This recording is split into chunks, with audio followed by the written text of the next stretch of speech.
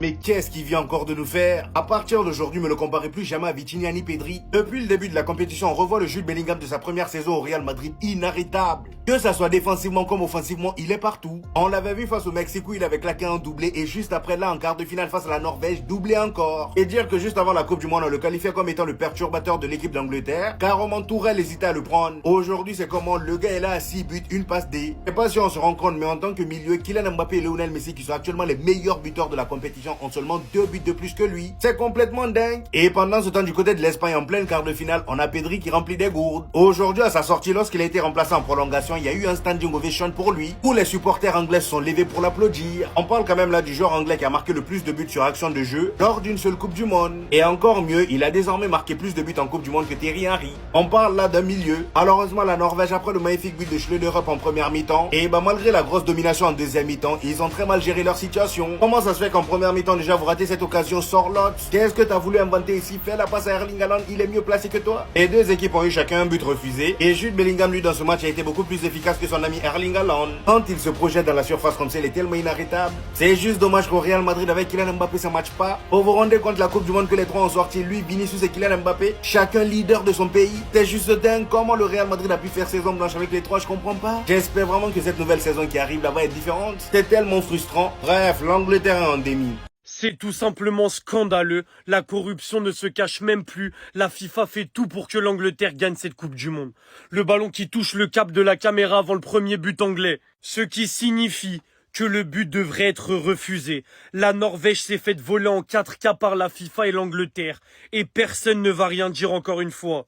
Bon, trêve de plaisanterie, on est là pour parler football. On n'est pas comme toutes les chouineuses qui parlent de FIFA et d'Argentine à longueur de journée. En réalité, l'action, elle est hyper dure à juger en termes d'arbitrage. Je vous dis juste que si c'était l'Argentine, vous auriez crié au scandale, crié au vol. Là, il y a personne qui va en parler, évidemment. Même si moi, cette action, je sais pas ce que j'aurais fait si j'étais arbitre. C'est trop dur à voir si elle touche le cap de la caméra ou pas. Victoire de l'Angleterre. Non, je me suis trompé. Victoire de Bellingham face à la Norvège. Voilà, c'est ça aujourd'hui. Parce que, encore une fois, ce malade mental, il finit homme du match.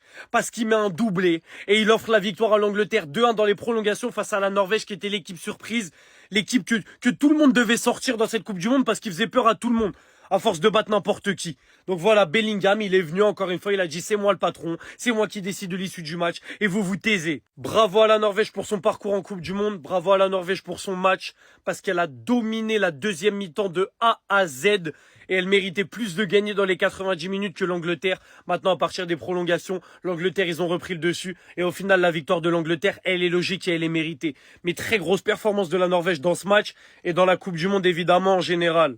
Et encore une fois, évidemment, qui vient briller? La nouvelle recrue barcelonaise. 16e de finale, 2 passes D. 8e de finale, il provoque un penalty pour donner de l'air à l'Angleterre dans un match qu'ils sont en train de subir contre le Mexique. Et aujourd'hui, sur le premier but, il est passeur décisif. Il va forcer votre respect.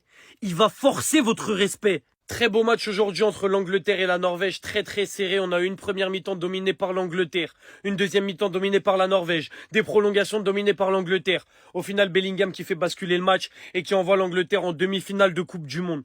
Qualification méritée. Maintenant, c'est Argentine-Suisse pour voir qui va affronter l'Angleterre et ça va être très très très puissant.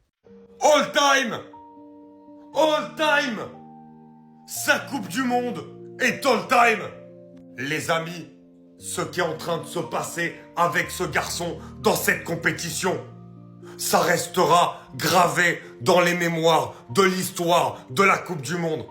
La compétition de Jude Bellingham. Mais on s'assoit, on se tait, on regarde, on applaudit. En tout cas, de mon vivant, moi qui regarde le foot depuis 2003-2004, je n'ai jamais vu un joueur pour l'Angleterre réaliser une compétition comme celle-là. Et bien sûr, il y a Harry Kane.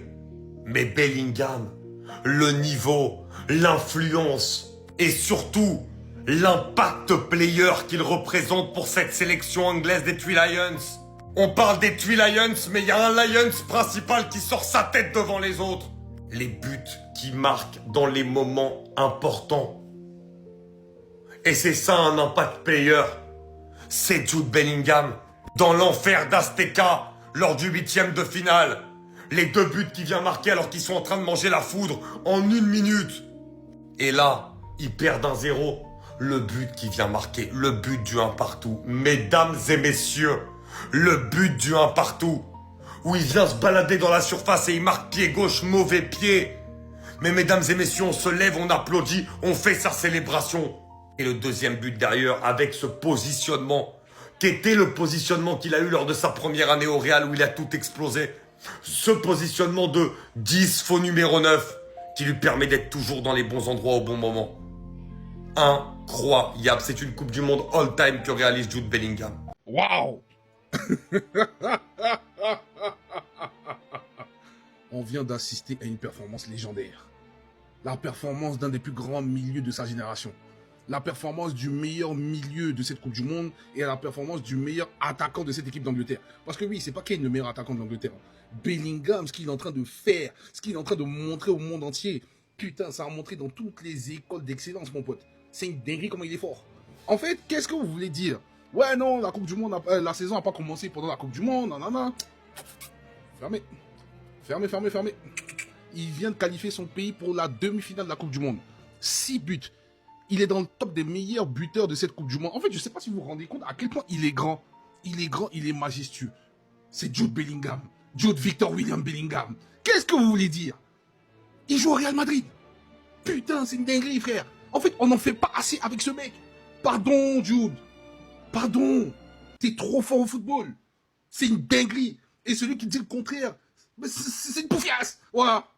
Les Norvégiens peuvent avoir du regret. Ils ont regardé l'Angleterre pendant 90 minutes dans les yeux. Après leur exploit face au Brésil, ils étaient à ça de réaliser le même exploit face à l'Angleterre. Sauf que là, on parle d'une équipe qui est clairement favori pour cette Coupe du Monde, qui est pour moi la deuxième ou troisième meilleure équipe durant ce mondial. Pour tous vos matchs, séries, films, Opli, une réduction avec KB10, allez check mon profil, il y a le site officiel. Tout avait bien commencé pour la Norvège, je sais pas si c'est un centre ou c'est un tir, mais ça a fini au fond. Sorloth le bicraveur, comment il la donne pas à Haaland cette passe? C'est clairement pour moi le tournant du match. Bellingham qui vient égaliser sur une superbe passe de Gordon. Je ferai une vidéo sur Gordon. Mais il a décidé aussi de faire le renard des surfaces. C'est pas un milieu de terrain, votre truc, c'est un 9. Arrêtons les comparaisons stupides. Faut le comparer avec un 10 ou avec un 9. Moi, je me retire, ça sert à rien. C'est pas du jeu. De toute façon, c'est pas grave, on se retrouve la saison prochaine. J'ai cru que les Norvégiens allaient faire cet exploit car ils avaient mis le but du 2-1. Mais faute de Haaland. Et le pire, c'est que la faute, elle était évitable. Elle était évitable. L'Angleterre attend en demi. L'Argentine ou la Suisse. La suite, ça promet. Sinon, vous, les gars, vous en pensez quoi?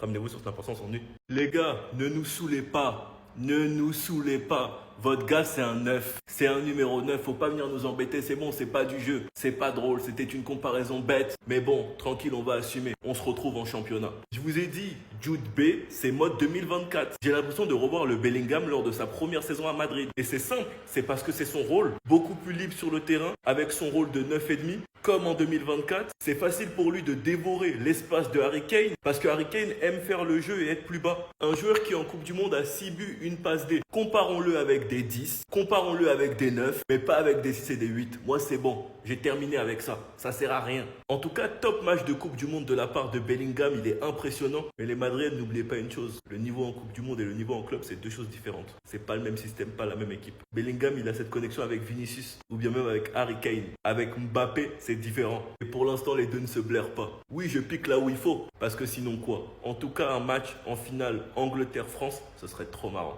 S'il y a aucun Barcelonais qui va le dire, bah moi je vais le dire. Les gars, au bout d'un moment, faut assumer. Jude Bellingham est un joueur plus efficace que Pedri et plus efficace que Vitinha. Il est peut-être pas plus beau à voir jouer qu'eux, il est peut-être pas autant talentueux, il est peut-être pas plus élégant sur le terrain, mais il est plus efficace. Dites-vous que Lionel Messi et Mbappé, c'est des attaquants, ils sont à 8 buts, il est à 6 buts. Le mec, il te sort une Coupe du Monde, 6 buts, une passe D. Le dernier qui a fait ça, c'est James Rodriguez. Depuis 50 ans, deux milieux ont marqué 6 buts ou plus pendant une Coupe du Monde. James Rodriguez en 2014, Bellingham en 2026. Les gars, au bout d'un moment, faut le dire, il a une Ligue des Champions, il va en finale de l'Euro. En 2024, il était candidat pour prendre le Ballon d'Or. Là, encore une fois, il va en demi-finale. En Liga, dans les Classicos, il marque des doublés. Avec son pays, il marque. Avec son club, il marque. La première saison qu'il a fait au Real, il met plus de 20 buts. Non, au bout d'un moment, les gars, il faut le dire, Jude Bellingham est un joueur efficace. de fou. C'est peut-être pas le joueur le plus élégant, c'est peut-être pas le joueur le plus beau à avoir joué sur le terrain, mais les gars, ses buts, il se place trop bien. Il est capable de marquer de la tête, du droit, du gauche, frappe de loin, frappe de près. Le mec, il est ultra complet, il est physique, il est dans le jeu. Il tient pendant 120 minutes. C'est trop en fait, Jude Bellingham, c'est trop. Le niveau, c'est vraiment affolant pendant cette Coupe du Monde. Vous la sentez? Vous la sentez cette fumée?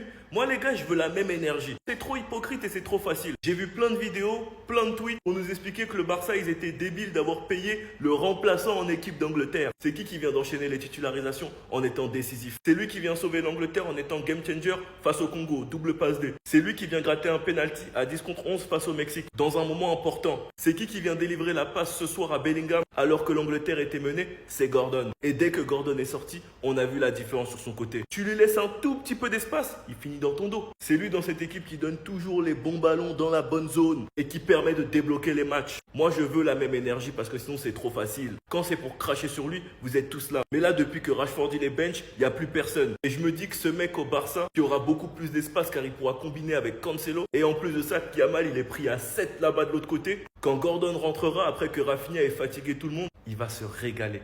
J'espère que vous comprenez mieux le choix de Flick maintenant. Sinon, vous les gars, vous en pensez quoi? Ramenez-vous sur Snap, on s'ennuie. C'est toujours sa faute, tu dis, hein. 1h49 du matin, je suis à moitié endormi, mais il m'a obligé à sortir de mon lit, allumer ma caméra et parler de lui. Parce que ce mec-là, quand vous dites quand c'est chaud dans le bendo, quand il y a les rigs, quand c'était chaud là, qui était là, c'était lui. Jude B. Il y a des mecs qui sont élus. Hein. Il y a des mecs, on dirait, ils sont élus. Voilà, ça doit être eux et personne d'autre. Et bien, ce mec-là, c'est ça, en fait. Le mec peut jouer dans un double pivot, il est fort. Le mec peut jouer en numéro 10, il est fort. Le mec se projette. Le mec a même joué un peu neuf avec le Real en 23-24, il était fort. Tous les postes, il est fort. J'ai l'impression que toute la saison, il s'est préservé pour ce moment-là. Et je crois qu'il a 5 ou 6 buts. C'est complètement dingue la compétition qu'il propose. Il est presque injouable en finition, il est clinique. Il a une aura, il a une énergie positive qu'il n'a pas souvent au Real. Enfin, qu'il a payé cette saison en tout cas. Mais c'est dingue. Franchement, il emmène son pays sur son dos. Il passe les tours grâce à lui. Il met les buts qu'il faut. Il a même fait une passe D incroyable pour Kane. Malheureusement, il y a eu hors-jeu. Mais ce mec-là est totalement fou. Totalement fou. Et son coffre physique, ce qu'il peut faire sur un terrain en tant que milieu de terrain, pour moi, il y en a très peu. Il n'y en a presque aucun qui peut faire ce que lui fait. Sa palette, elle est tellement large. Il peut avoir tellement de rôles différents dans un milieu de terrain. Et il complète tout parfaitement, en fait. C'est dingue, dingue, dingue, dingue, dingue. Jude B. Jude B.